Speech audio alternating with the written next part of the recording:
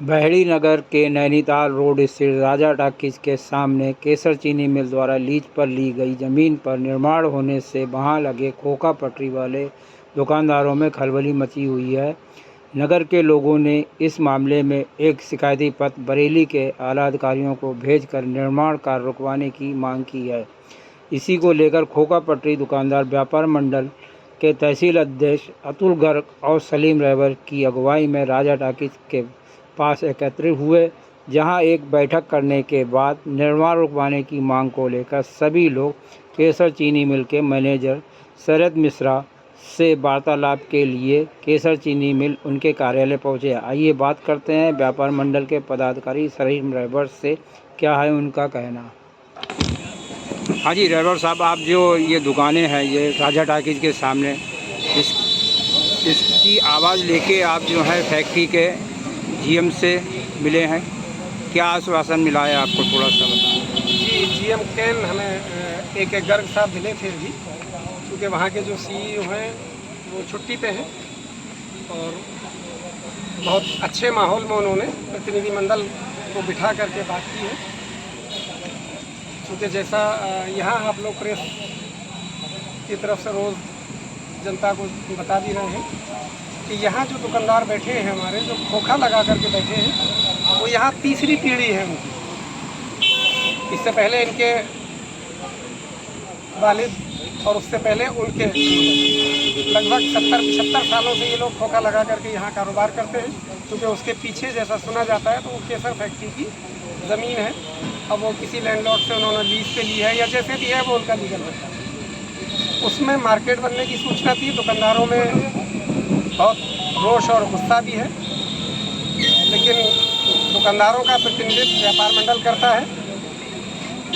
इसलिए व्यापार मंडल तक जब ये बात आई तो हमने सर्वप्रथम ये सोचा कि केसर फैक्ट्री से हमें इन व्यापारियों के संबंध में बात करनी चाहिए और उसी को लेकर के आज हम गए थे।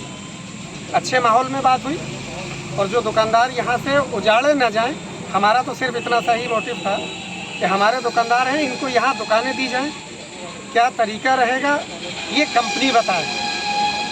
तो गर्ग साहब ने और जो उनके अधिकारी बैठे थे उन्होंने ये बताया कि देखिए जितना डीपली आप सब चीज़ें सोच के आए, इतना तो हमने भी नहीं सोचा है। हमें तो सिर्फ अपनी जो ज़मीन खाली पड़ी थी उस पर हम कमर्शियल यूज़ उसका कर रहे हैं, उसमें मार्केट बना रहे हैं और किसी थर्ड पर्सन को उन्होंने कॉन्ट्रैक्ट दिया है। और बात भी ठीक है, किसी थर्ड पर्सन को ही कॉन्ट्रैक्ट देकर इतनी बड़ा प्रोजेक्ट को पूरा किया जा सकता है।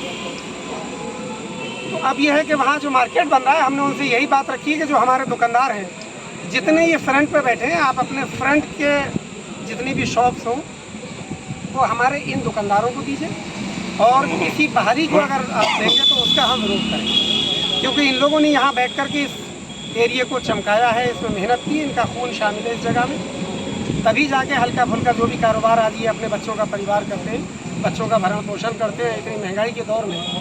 तो ये यहाँ बैठ कर के इन्होंने किया। इनको किसी भी कीमत पर उजाड़ा ना जाए, इनको यहाँ से खदेड़ा ना जाए, किसी बहाने से किसी भी रसूख के ज़रिए इनको यहाँ से बर्बाद ना किया जाए। यही हमारी डिमांड थी और बड़े अच्छे माहौल में हमें उन्होंने ये आश्वासन भी दिया है कि सर्वप्रथम हम इन दुकानदारों को अपने उसमें रखेंगे प्रोजेक्ट में। इनको यहाँ से किसी तरह से कोई इन्हें परेशानी नहीं आनी चाहिए और जो कंपनी का उनका जो भी निर्णय होगा वो पहले दुकानदारों के फेवर में होगा और कंपनी को ही ये दुकानें अपनी बेचना है या जो भी उनके कॉन्ट्रैक्टर होंगे उनको बेचना है। तो हमारी जो डिमांड थी वो यही थी कि इन दुकानदारों को दी जाए और कितने कम पे आप देंगे या क्या इनके लिए रियायत रखेंगे, उन्होंने कहा ये हम अपने कंपनी के सीनियर अधिकारियों से वार्ता करने के बाद ही आपको बता सकते हैं। अंतिम निर्णय कंपनी के सीनियर अधिकारियों का होगा, क्योंकि कंपनी के सीनियर जो हैं वो आज छुट्टी पर थे और बात भी ठीक है, वो आपस में वार्ता करने के बाद ही हमें व्यापार मंडल के पदाधिकारियों को ऐसा प्रतीत होता है कि कंपनी का कहीं भी कोई ऐसा निर्णय नहीं होगा जो इन दुकानदारों को उजाड़े या बर्बाद करे। वो हमारे इनके हक में निर्णय लेंगे। अगर वो इनके हक में निर्णय नहीं लेते हैं और कुछ बाहरी लोगों को यहाँ की दुकानें देते हैं तो फिर हम उनसे वार्ता करने के बाद अगर अगला जो भी हमारा कदम होगा वो हम प्रेस के माध्यम से जनता तक भी पहुँचाएँगे।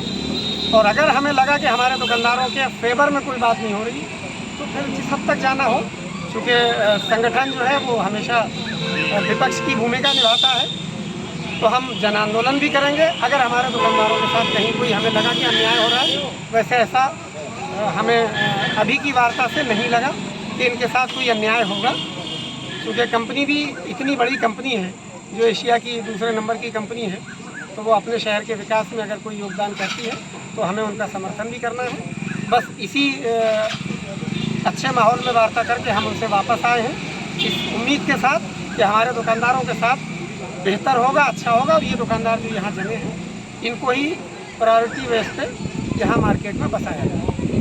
करना चाहते हैं, जैसे कि लोग कह रहे हैं कि मेरी यहाँ पे ज़मीन है, अभी आपने पीछे अखबार वगैरह सब में पढ़ा होगा कि ज़मीन है और इन्होंने बेच दी है, ऐसा कुछ लग रहा है क्या आपको? देखिए, कि 100 साल पहले लीज पे मैंने दी थी। जब केसर या खांडका ग्रुप 1932 में यहाँ फैक्ट्री लगाने आए थे, तो जाहिर है कि वो ज़मीनें बॉम्बे से या किसी दूसरे देश से नहीं लाए थे, वो ज़मीनें यहीं की हैं, चाहे वो यहाँ के काश्तकारों की थी या यहाँ के ज़मींदारों की थी। जाहिर है कि ज़मीनें लीज पे दी गई हैं। अब ये ज़मीन देने वालों का और कंपनी के बीच का मैटर होगा कि उन्होंने लीज पे दी है या उन्होंने बेची है, उनके पास क्या पेपर हैं, वो कंपनी जाने, वो अपना लीगल मैटर अपने अदालत में सुलझाएं या आपस में बैठ कर के सुलझाएं। हमारा सिर्फ इतना है कि ये व्यापारियों का संगठन है और व्यापारियों का संगठन सिर्फ व्यापारियों के हित की बात करेगा। अगर इस तरह के उनके आपस में कहीं होता है तो वो कंपनी की जिम्मेदारी है, कंपनी लैंडलॉर्ड से बैठ के वार्ता करे या अदालत में करे या प्रशासन के बीच में बैठ के हो। ज़मीन जिसकी होगी अदालत में जो भी फैसला होगा। हमारे दुकानदारों को जो चीज़ें, जो दुकानें आवंटित की जाएँ या उनको बेची जाएँ या उनको रेंट पे दी जाएँ, वो मजबूती के साथ और ऑन पेपर हमें दी जाए, जिससे कि कल आने वाले समय में हमारे दुकानदारों को कोई और परेशानी ना हो। लैंडलॉर्ड जो भी हो, इसी शहर के, इसी क्षेत्र के होंगे, अगर उन्होंने लीज पे दिया तो वो अपना कानूनी पक्ष अदालत में रखेंगे। अदालतें खुली हैं, निचले स्तर पे अदालतें हैं, उसके बाद ज़िला स्तर पे हैं और उसके बाद वो हाई कोर्ट और सुप्रीम कोर्ट भी जा सकते हैं। तो ये कंपनी और लैंडलॉर्ड के बीच का मैटर है, ये हमारे दुकानदारों का इसमें कोई इंटरफेयर नहीं है। दुकानदार तो सिर्फ जहाँ बसा है वो यहाँ रह के अपने बच्चों का भरण पोषण के लिए यहीं अपना कारोबार इन दुकानों में ही करना चाहता है।